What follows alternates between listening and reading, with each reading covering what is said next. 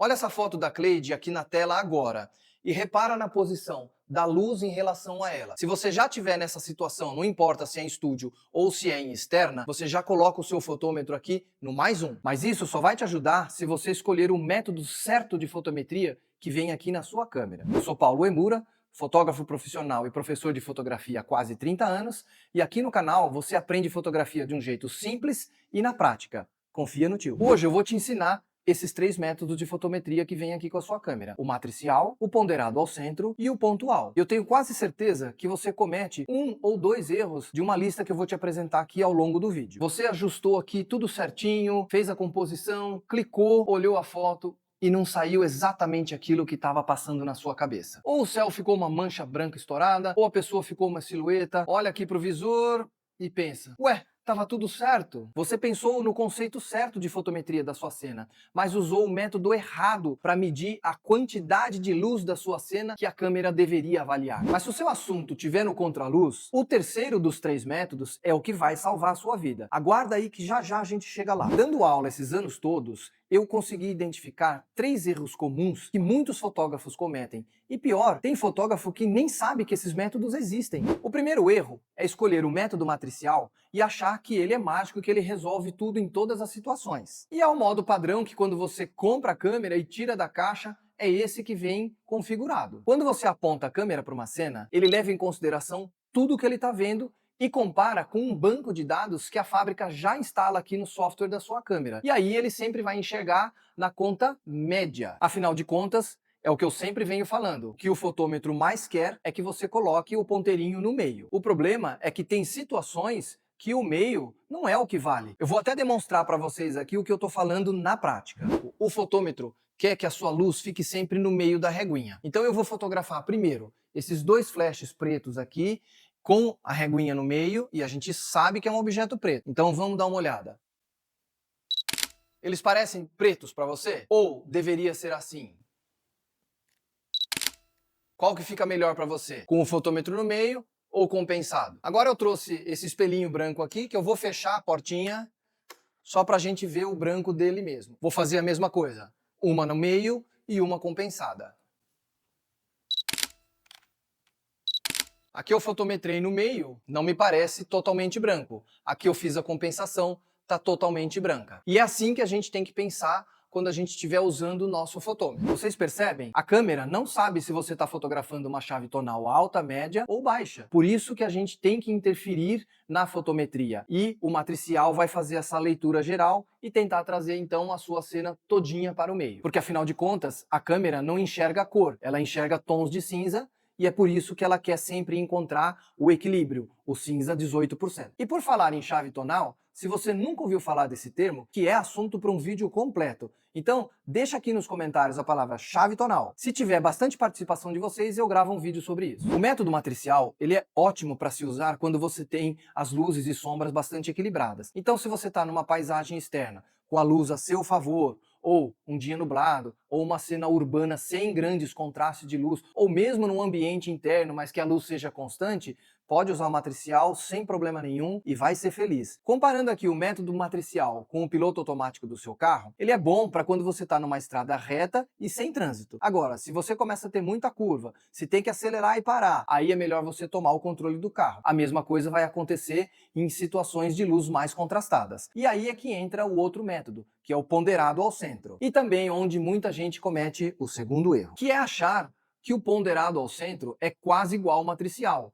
E aí, muitas vezes, perde uma foto boa. E tem uma diferença muito grande, porque enquanto o matricial leva em consideração toda a cena, o ponderado ao centro, como o nome diz, ele vai levar uma região somente ali central da sua cena. E o que vai acontecer? Ele ignora o resto. Então, depende de onde você aponta, faz toda a diferença. Por isso que ele não é nem de perto parecido com o matricial. E nos meus cursos presenciais, nessa hora sempre tem um aluno que pergunta: mas então eu sempre tenho que deixar a câmera no centro? Isso vai limitar minha criatividade de composição. Calma lá, não é bem assim. Você até raciocinou o correto, afinal de contas, se ele leva o centro em consideração, é lógico pensar isso. Mas aí é o que eu sempre falo aqui no meu curso. A gente não tem que ficar nas regrinhas prontas, a gente tem que entender o conceito.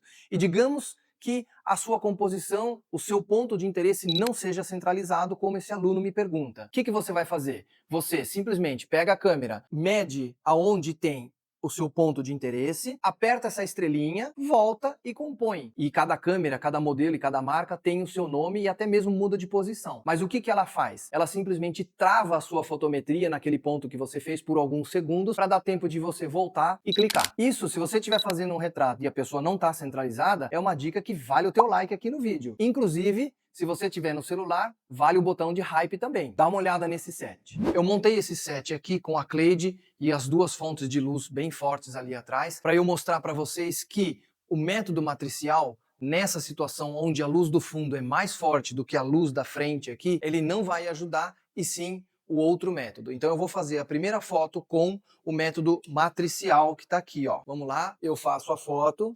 Olha só a foto na tela. A gente pode ver que o fundo está claro e a Cleide está levemente escurecida. Se você não tiver referência, ela até serve. Mas agora eu vou mudar para o método ponderado ao centro. E aí a gente vai ver, sem mexer em nenhuma configuração, que ela vai ficar um pouquinho mais clara.